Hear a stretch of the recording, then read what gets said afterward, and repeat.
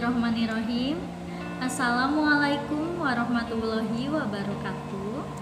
Salam sejahtera untuk kita semua. Selamat pagi anak-anak. Apa kabar hari ini? Semoga anak-anak selalu dalam keadaan sehat walafiat. Amin ya robbal alamin.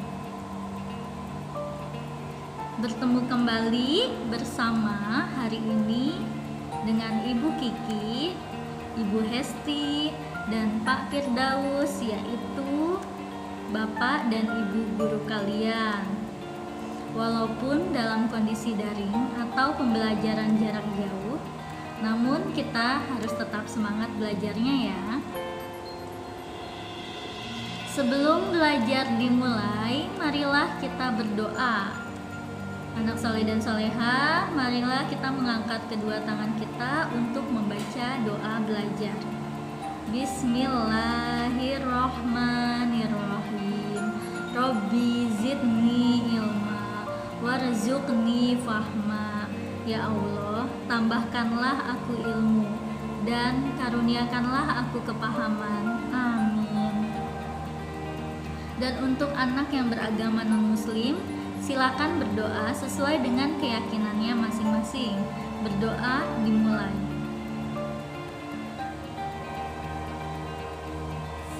Berdoa selesai. Materi kelas 3 hari ini yaitu tema 3, benda di sekitarku.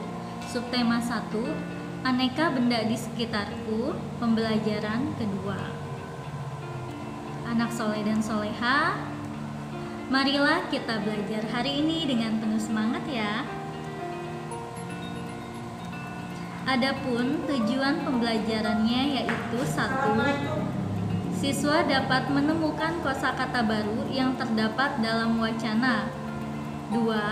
Siswa dapat mengetahui arti penting melakukan musyawarah untuk menyelesaikan musyawarah dengan tepat. Anak soleh dan soleha, hari ini muatan pelajarannya bahasa Indonesia dan PPKN ya.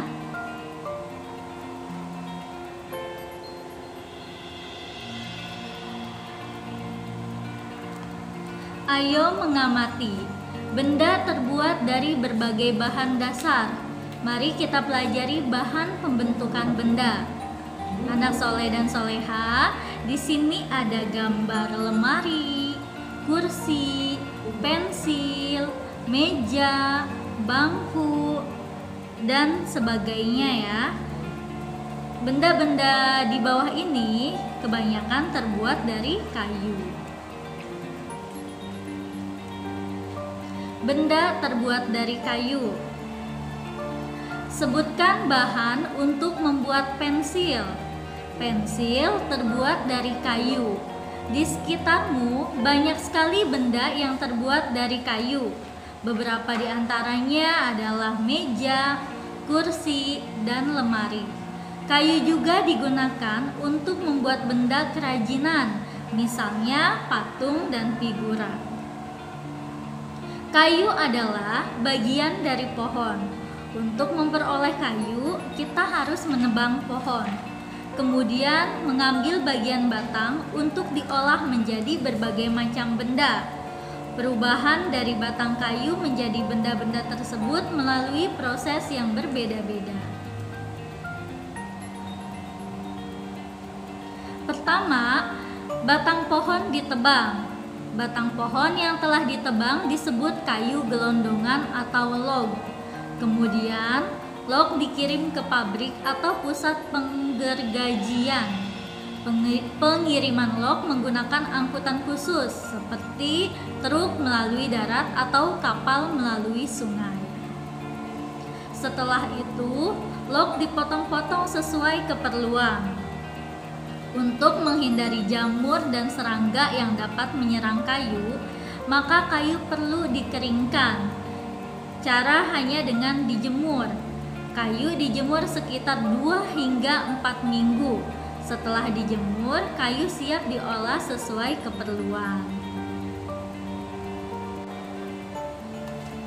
Kayu dapat dipilih menjadi bahan dasar benda. Mengapa?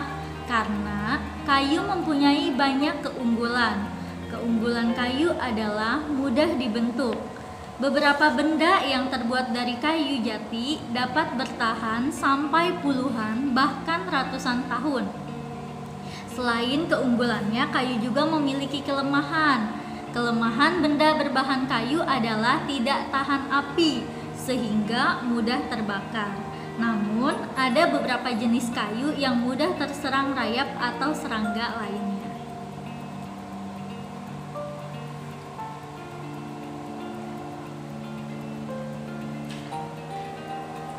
Kamu telah membaca cara mengolah kayu. Kayu diolah menjadi benda-benda yang dipakai sehari-hari. Tuliskan dan lengkapi dengan gambar pada kotak berikut bagaimana cara pembuatan benda-benda dari kayu berdasarkan bacaan halaman 12 dan 13. Nah, anak soleh dan soleha, di sini ada gambar proses penebangan kayu. Biasanya kayu yang ditebang itu berasal dari hutan ya. Selanjutnya, gambar yang kedua adalah proses pengiriman log atau kayu gelondongan. Nah, pengiriman kayu gelondongan ini bisa diantar melalui truk atau kapal laut. Selanjutnya, gambar yang ketiga, proses pemotongan kayu. Nah, dari kayu log atau kayu gelondongan tadi dipotong sesuai dengan kebutuhannya. Dan yang keempat, proses potongan kayu dijemur. Nah, kalau sudah dipotong, kayunya dijemur, waktunya bisa 2-4 minggu.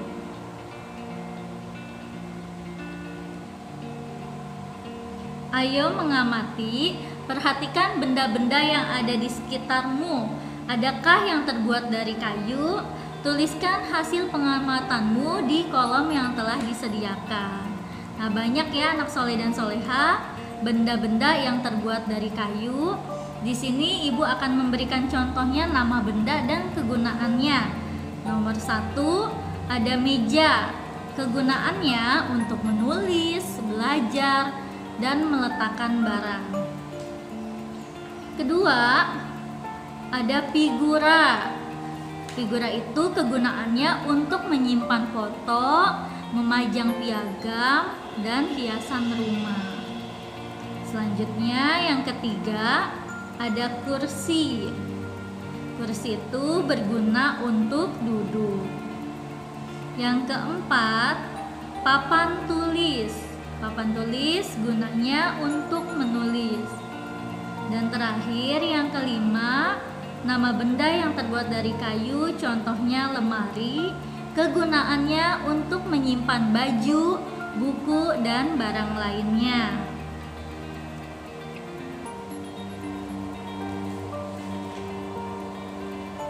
Desa tempat tinggal Siti dan teman-teman mempunyai hutan.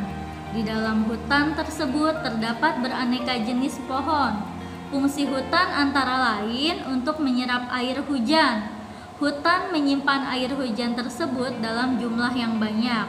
Namun, ketika hutan digunduli atau ditebang, membuat aliran air terganggu. Hal ini menyebabkan air menggenang.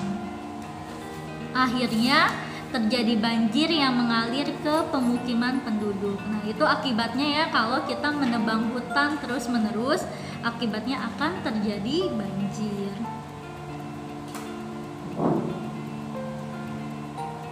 Kebutuhan benda dari kayu yang terus meningkat mengakibatkan kebutuhan akan bahan kayu terus meningkat. Pohon-pohon yang ditebang untuk mendapatkan kayu, terkadang ada sekelompok orang yang menebang pohon tanpa izin. Nah, kegiatan menebang pohon tanpa izin ini disebut penebangan liar.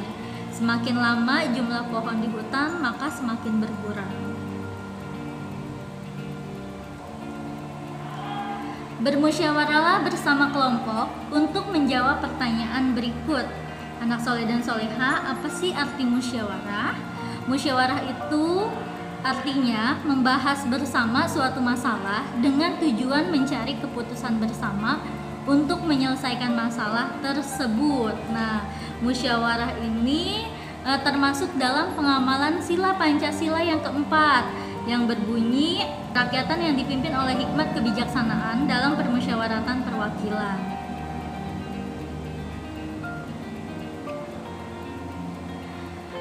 Nah, di sini ada pertanyaan ya, kita jawab bersama ya, anak soleh dan soleha. Nomor 1, di desa Siti banyak penebangan liar. Bagaimana cara mengatasinya? Jawabannya, cara mengatasinya perlu ada tindakan atau sanksi tegas bagi mereka yang melakukan penebangan liar. Kemudian pertanyaan yang kedua, apa yang terjadi jika penebangan liar tidak dihentikan? Jawabannya, jika penebangan liar tidak dihentikan, maka lingkungan semakin rusak. Muncul bencana seperti banjir atau tanah longsor. Kemudian hewan kehilangan habitatnya atau tempat tinggalnya. Selanjutnya yang ketiga, bagaimana cara mengembalikan hutan seperti semula? Nah, caranya dengan melakukan penanaman kembali atau disebut reboisasi dan tidak menebang pohon sembarangan. Kalaupun kita menebang pohon harus dengan izin dan menebang sesuai dengan kebutuhan kita ya.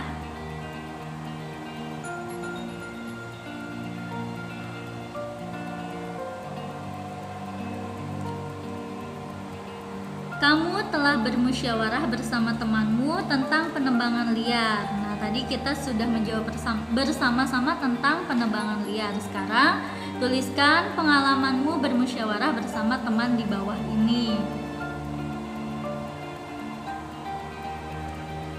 Nah, anak soleh dan soleha, contoh musyawarah yang dapat kita lakukan di sekolah itu bisa dengan memilih ketua kelas, dengan belajar kelompok, dengan berdiskusi.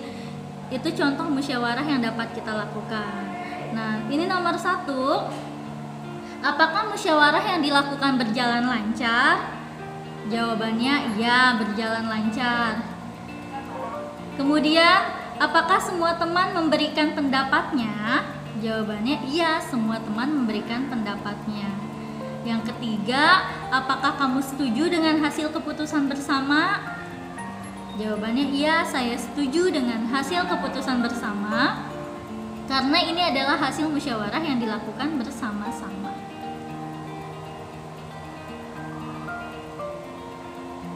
Musyawarah merupakan salah satu cara untuk mencari keputusan bersama. Apa yang terjadi jika keputusan langsung diambil tanpa musyawarah sebelumnya?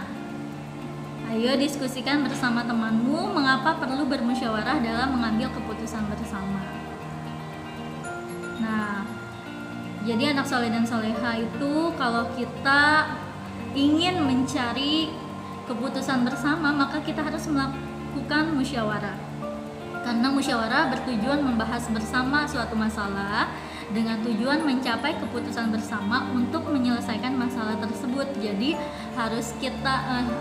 setiap keputusan harus kita ambil secara bersama-sama, jangan sepihak ya. Nah, alhamdulillahirrabbilalamin, selesai sudah materi hari ini. Sekarang anak-anak siapkan buku tugasnya, kerjakan tugas yang akan ibu berikan. Tugas pertama, bahasa Indonesia nomor 1. Isilah titik-titik di bawah ini dengan benar. Benda-benda yang terbuat dari kayu contohnya titik-titik-titik. 2. Pensil merupakan benda yang terbuat dari titik-titik-titik. 3. Untuk memperoleh kayu kita harus menebang titik-titik-titik. 4. Salah satu keunggulan kayu adalah titik-titik-titik. 5. Salah satu kelemahan kayu adalah titik-titik-titik. Selanjutnya, tugas 2, muatan pelajaran PPKN. Isilah titik-titik di bawah ini dengan benar. Nomor 6, hutan berfungsi untuk titik-titik-titik.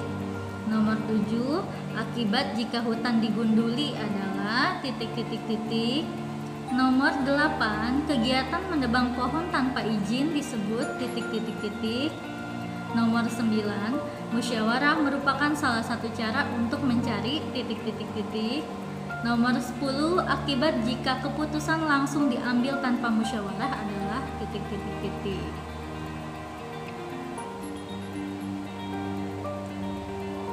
Nah, baiklah anak-anakku semuanya, materi pembelajaran kedua hari ini telah selesai dengan mengucapkan kata Alhamdulillahirobbilalamin. Selesai sudah materi hari ini, yaitu subtema 1 tentang aneka benda di sekitarku.